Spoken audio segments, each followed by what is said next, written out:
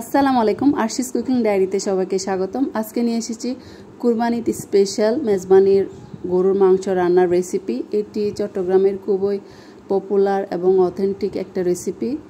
বড়রা বাচ্চারা সবার খুবই পছন্দের একটা রেসিপি। মাংস রান্না যে কতটা টেস্টফুল হতে পারে সেটা এই রেসিপিটি না দেখলে আপনারা বুঝতেই পারবেন না। আশা করছি পুরো রেসিপি জুড়ে আমার সাথেই থাকবেন। তো চলুন চলে যাই রেসিপিতে। এখানে আমি 5 কেজি পরিমাণ গরুর মাংস নিয়ে নিচ্ছি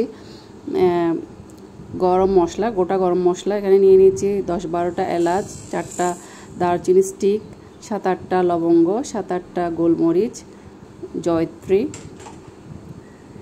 এবং স্টার এনিস। দিয়ে দিচ্ছি আড়াই কাপ পরিমাণ পেঁয়াজ বাটা,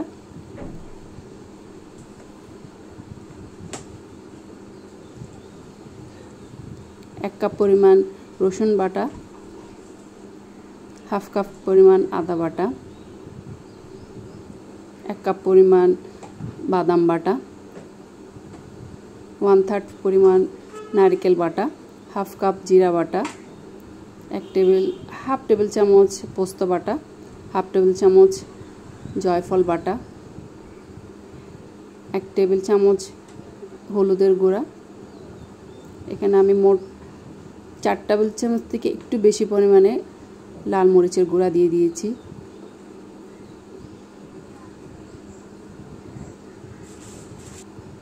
দিয়ে দিচ্ছি 2 টেবিল চামচ পরিমাণ ধনিয়ার গুঁড়া, 2 টেবিল চামচ পরিমাণ স্পেশাল মেজবানি গরুর মাংসের মশলা,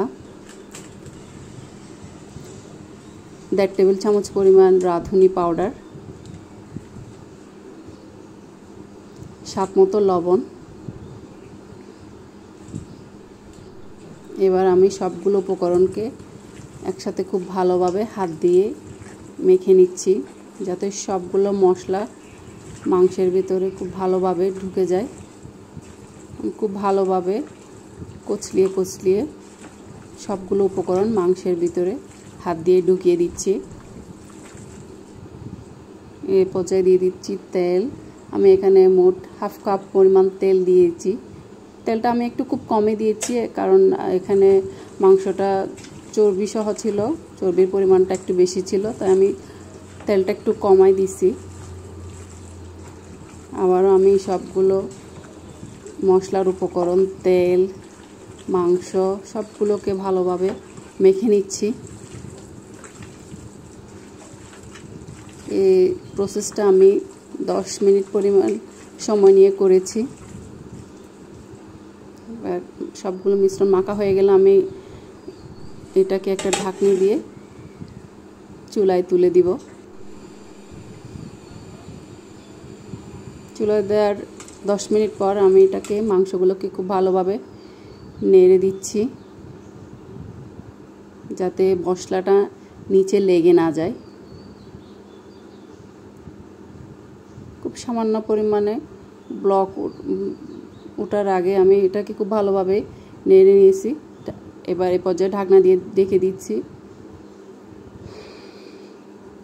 আবারও আমি সেম 10 মিনিট পর আবারও আমি মাংসগুলোকে খুব ভালোভাবে নেড়ে নিচ্ছি।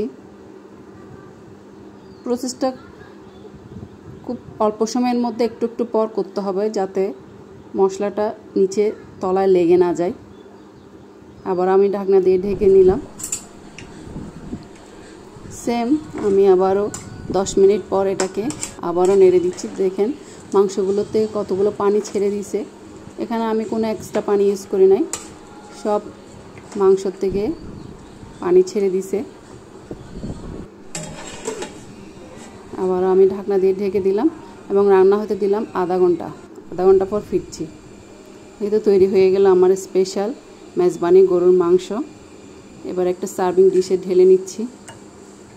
দেখলেন তো রেসিপিটা কত সহজেই তৈরি হয়ে গেল।